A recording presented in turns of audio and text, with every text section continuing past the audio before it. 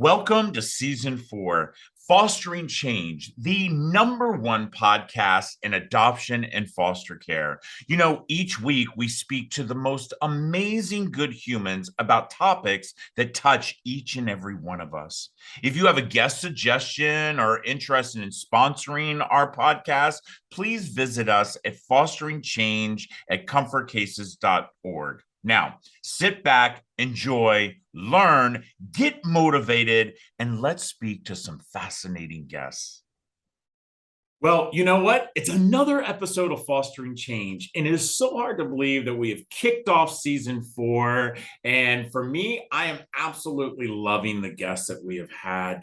I've actually loved all the guests for the last 3, seasons, but it's so funny because I tell my producer all the time that, this is going to be the last season. But then I get so energized when I read people's books that they send me. And by the way, I get a lot of books sent. Thank you so much. And I'm sorry I can't have everybody on our show. But I will tell you, I do read every book that is sent to us. And so sometimes it takes time for me or my producer to reach out to you, but I do read these books. And this particular book absolutely helped me in a time that I truly needed. And I'm going to tell you, it's been lately. Being a dad of 5 kids, and especially when you're raising children who have such different dynamics, and when you're dealing within the foster care system and the adoption system and dealing with mental illness and there's so many times that I think people think of books when they see a self-help book or a book about leadership, that all of a sudden it's about business. And to me, after reading my friend Rasie's book, I was it just made me think more about my family than it did about, being the CEO that I've been, or, the founder that I've been. So without further ado, I want to introduce you to the author of Leader in Your Truth. Well, Rasie, welcome to Fostering Change. Thank you so much for having me, Rob. I'm so honored to be here. Thank you. Well, I'm going to jump right in. I mean, your book, first of all, it's a quick, easy read, by the way, everybody. For those of you, a lot of times you see books that these self-help books that are, so thick. And so this is not. It's a very easy read. And I use my highlighter quite a bit in your book. And I actually have to tell you, I just recently, and my life is an open story. I have one particular son that, we've had some trials and tribulations with him. And it's been a very rough 24 months with one of my sons. And your book came at a time that I was really feeling beat up as a father. And there was one particular section that it literally sparked me. And I want to jump right into this. And by the way, again, everybody, the book is called Lead in Your Truth, 8 Steps to Your Most Authentic Self in Your Leadership Journey. And by the way, I say this all the time. Those of you who follow me on social media, each and every one of us are a leader. Each and every one of us. I have it all over my office. Lead by example. We're all leaders. So this is the one that really hit me. Look for small wins. Right there, that particular look for small wins. Let's talk about that part of it. What made you write that part? Because then I'm going to tell you what I got out of it, but I want you to tell our listeners and our viewers what you were trying to get out of it. For sure. This is something I like, especially when you're a high performer, you're a high achiever, you're a recovering perfectionist, right? It's very simple to go for the big win. And what I experience is that when I miss that big win, I sulk and I'm like disappointed, and then I'm a lot tougher on myself. And then I also see that in leaders that I support. They have these results that they want to reach, they have these goals that they want to get to. And when we miss that opportunity of celebrating every single day and in every single moment, even if it's just clapping for ourselves, or do a pat on the back, or calling somebody that, that lifts us up, that really want to hear the good things that we're doing, it just changes the game. Like, it changes that perspective. It changes like the steps that we need to take in moving forward. And I know for sure, like, celebrating the small wins, and when I get to that big one or I miss it, I'm still having a great time. Like I'm Yeah. still just moving through. Yeah, I have to agree with you on that. And, I look at that in many different aspects of my life. As me, I am an overachiever. I always have been. And, and when it comes, whether it's my family, whether it's our organization, or whether it's my company, I'm always, trying to make sure that I celebrate those small wins at times when I didn't. And just recently, I was doing that. I feel sorry for myself and, oh my gosh, look what. And then all of a sudden I look at these 5 amazing humans that are behind me on the wall, that maybe they don't make all the choices that I would have want them to make, or maybe they, but then when I get those little wins, those as right before we were getting ready to tape, I had to pause because my son called me, and he doesn't call me that often. Not that we have a straight, he just, he's a teenager, I've got 5 teenagers, and Oh boy. there are 5 different ways, but celebrating that win is so important. I have to say, as a leader, and again, I think I'm a leader, I think we're all leaders. Mhm. I was an executive for the last 15 years. I was in banking for 28 of those last 28 years I've been in banking. And when I was an executive, one of the things people always used to say to me, and tried to get recruited by major companies, was because I always had employees that had been with me for longevity, long times. My last assistant was with me for over 10 years.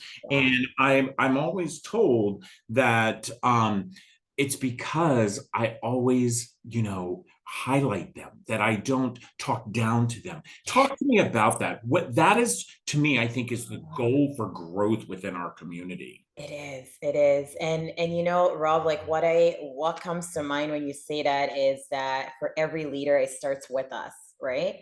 It's and there's a lot of healing that needs to take place for us to really understand ourselves, love ourselves, really identify like this is my truth. This is who I am. I'm accepting of that, the flaws, the strengths, all of it. And I'm going to pivot with this. And that's when we can actually take care of our people and uplift them.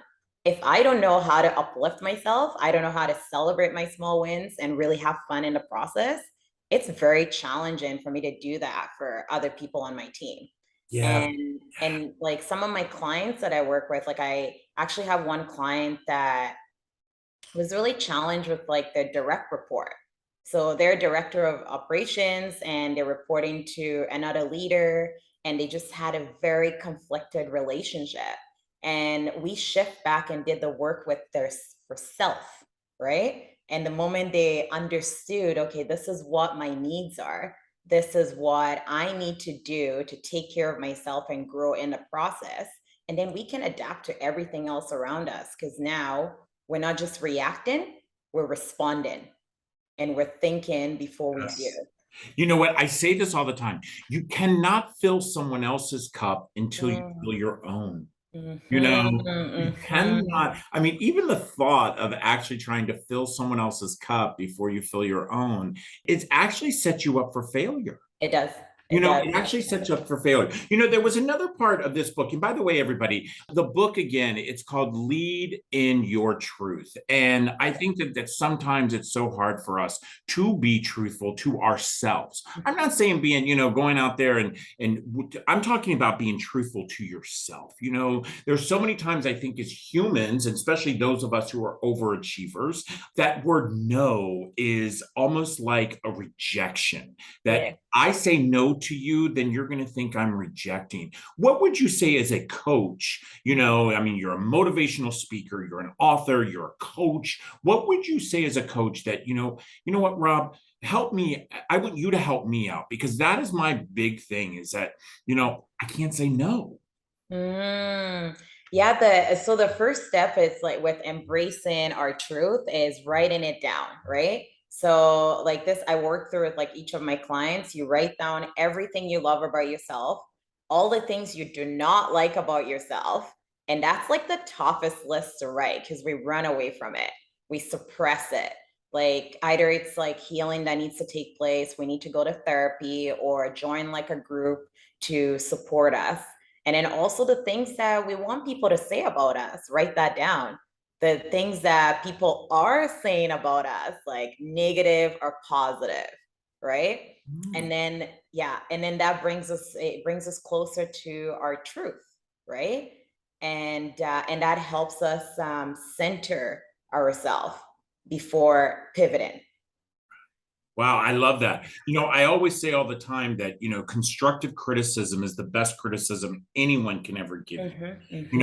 And I tell my team all the time, you got to step back and realize that it's not personal. You know, It's that never. it's not personal. There was a part of your book where you talked about confrontation, Mhm. and how we as humans, and you all yourself in school, you talked about, how the confrontation. And sometimes I think that we as humans do not want that confrontation, because of more of, it's that criticism, that constructive criticism. We have Yeah. this thing in our family, which, I write about it in my memoir. Something my husband, Reese, and I have done, since the time the kids were little, was we have what we call family forum.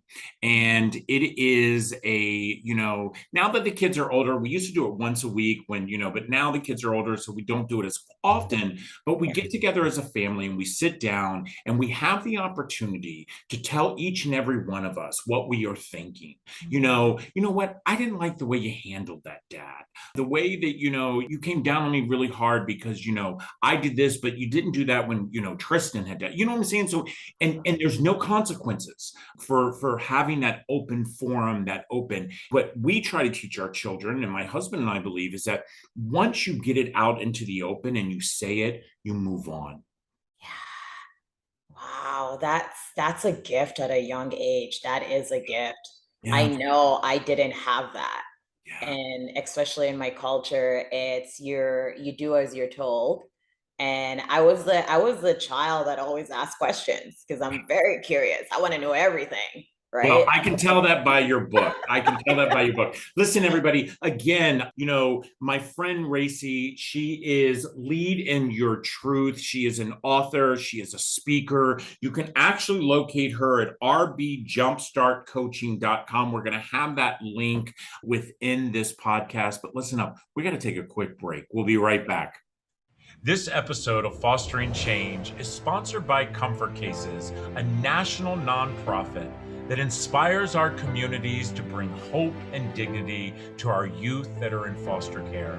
For just $10 a month, you can support the Comfort Case mission and help us eliminate trash bags for kids who are entering foster care.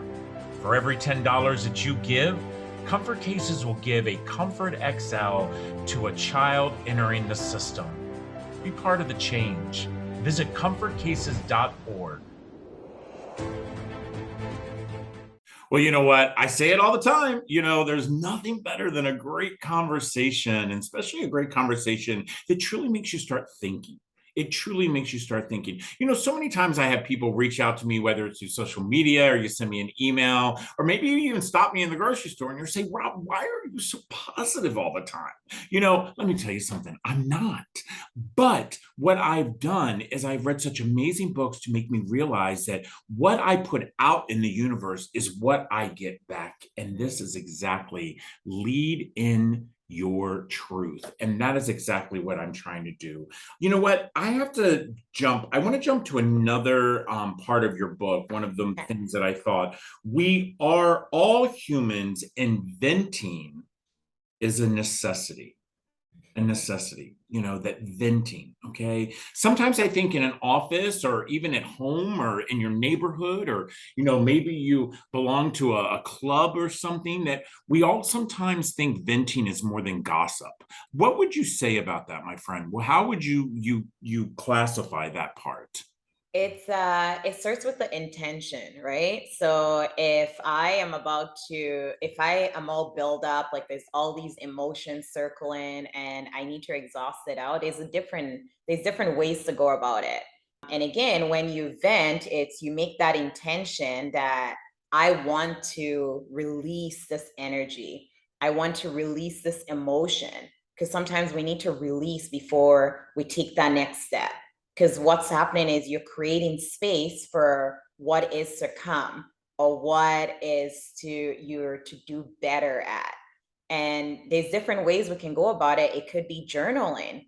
like literally writing everything down out and creating space in your mind to do the next thing, and creating space in our body to take that next step and feeling lighter, right? Um, And if it's not journaling, it could be writing a letter to that person you're upset with, or that your organization that you're upset with, and then don't give the letter, just like write out like your feelings and stuff, right?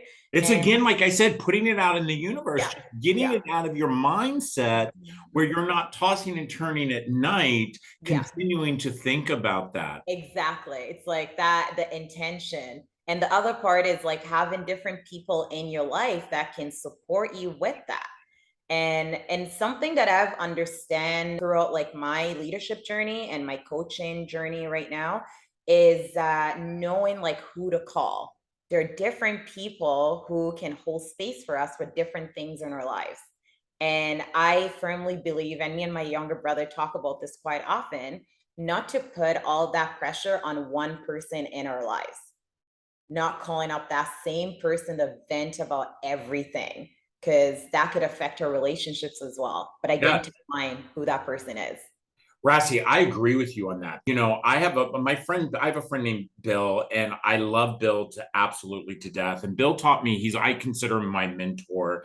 And I know he's going to watch this podcast. He listens to all of our Hi, podcasts. Bill. But Bill, years ago, I will never forget him and I sitting, and he said to me, he said, one of the things that he says is going to make you successful is that you need to put 5 people around you that are your go-to people. And that way, so just exactly what you said, my friend Bill, exactly the same thing he said to me. He's like, listen, you got to put 5 things around you. The thing is that I truly do believe that your book can be used on so many different levels. I believe that, as a leader, it can be used in offices. I believe it can be used in organizations. I believe that it can even be used in families. But one of the things that really struck me as we're ending this podcast, I haven't told people this. I don't think I've ever even said this in now 4 seasons. One of my favorite all-time books. I talk about in my book, The Count of Monte Cristo, and but one of my all-time favorite books as a leader when I was, climbing up that executive ladder was a book called The Nordstrom's Way. Okay. So if Mhm. anybody, and knows about the store Nordstrom's, the story of Nordstrom's, the way it grew, the way they look at their leaders, your book literally reminded me of the Cliff Note version of the Oh, Nordstrom's Way. And I was so that's why I was so like just engulfed in this book, because I'm telling you, that book sits on my desk at home. This book will actually be here in my office. It is going in my stack. I have a stack of books here that I absolutely refer to, because your book absolutely showed me so much. It showed me that each and every one of us have purpose. Each and every one of us are leaders. Each and every one of us have the ability to show our emotions as leaders. What is it, Rasie, what is the thing that, as we end this, what would be the one thing that you could tell all of us as leaders? The one thing today that we could take away that could absolutely make a change for us? that it starts with us, right? Like whatever is happening around you, whatever is happening within your team, within your organization, every time you feel triggered, every time you feel ungrounded, come back to you. Come back to what can I do? I am the leader. I am who I say I am, and take that next step to make that shift in the right direction. And it Yeah. always starts with us. I love that. I love that. It's what I say, guys, all the time. Lead by example. Lead Mhm. by example. It starts with you to Yeah. lead by example. Listen, my friend, you are unbelievable. Guys, I'm telling you out there, I know I have a lot of ask all the time, but I'm telling you, get this book. It's a quick read. Those of us that travel a lot, I actually read it I actually read it twice the first time I read it, I was on a plane, and then I went back and I read it some more. And like I said, I have and it's highlighted inside. No, you cannot borrow my copy, but I will tell you, you can get your own, and you can go to rb.jumpstart.coaching.com.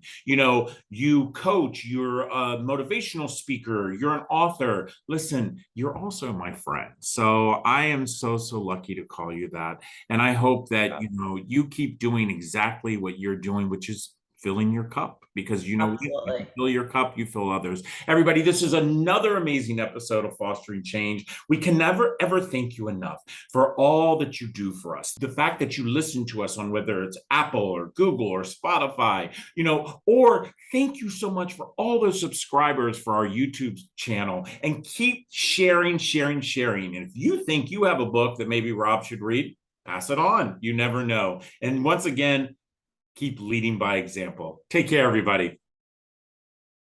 I want to say thank you to each and every one of you for listening or watching the latest episode of Fostering Change. All of us on our team hope that you've learned something new today and have been inspired to be a good human. Now, just a reminder that you can always find Fostering Change on your favorite channels on Google, Spotify, iTunes, YouTube, and others, including, of course, comfortcases.org. I want to give a big thank you to all of you for joining us each and every week. And a reminder that if you have a suggestion for a guest, or maybe you might have a question about today's podcast, or are interested in becoming a sponsor of Fostering Change, please don't hesitate to email me personally at fosteringchange@comfortcases.org. Now, that's it for now. Thanks again, and we'll see you next Tuesday. Take care.